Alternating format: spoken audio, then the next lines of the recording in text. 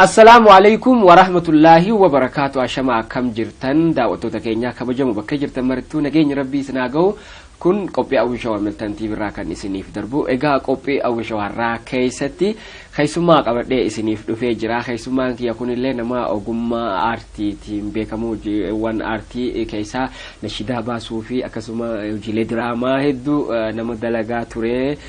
Nama reef lafaa dhufaa jirullee sagalee inni ittiin beekamu gama nashidaatiin nu muslimni obboleeyyanii bar hundi keenyaatti yadaloo isaatiin yaalii yoo ka godhu taate nu muslimni obboleeyyanii bar hundi keenya ma walleeysina jaalala sahaboonni nabii qaban sanis amma deebisna jetti namoo hedduu sagalee kanaanii beekuu danda'anii ammasi nashida awwi kadir faa wajjin hojjetan faaleni qabani biyyato yaa harme biyya badhaatu ilaalime tajettu san keessallee kajiruudha obboleessi keenya kuni jechuudha.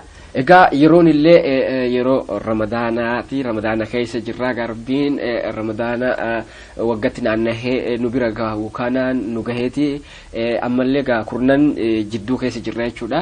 Ramadaana gaarii isiniif haa ta'u gaara keessummaa kiyyaatiin dabarsaa keessummaa kiyya kun akkuma reefii hojiiwwan isaa isin yaadachiisee eenyu akka ta'e namoonni hedduun bartanii jirtanii ka hin barrellee har'a wal bartan jechuudha.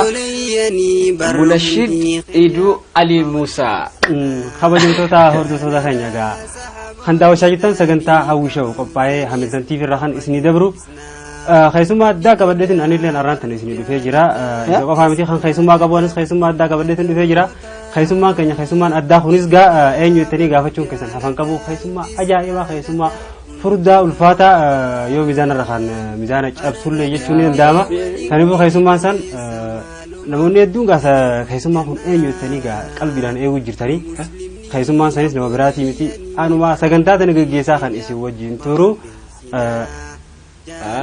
amma laal kun laal hojii isaanii beeka beektanii aangoon irraa fudhachuu deemtaami waa hundaafu irraa deebitee jirta sila waliin dhiifnu akkam maal beeta falii tanaafasil mutanaafisiinuu jira beeta fayyadamuu dorgomaa jira duuba waa wal jalaa fudhachuu waltajjii wal jalaa fudhachuudhaaf haa akkas taatu sabiraatii waliin dhufnaati haa hayyee Idu Ali Musa agaatillee nama komidiillee nama dalaguu hojii diraamaatiinis ni beekamta.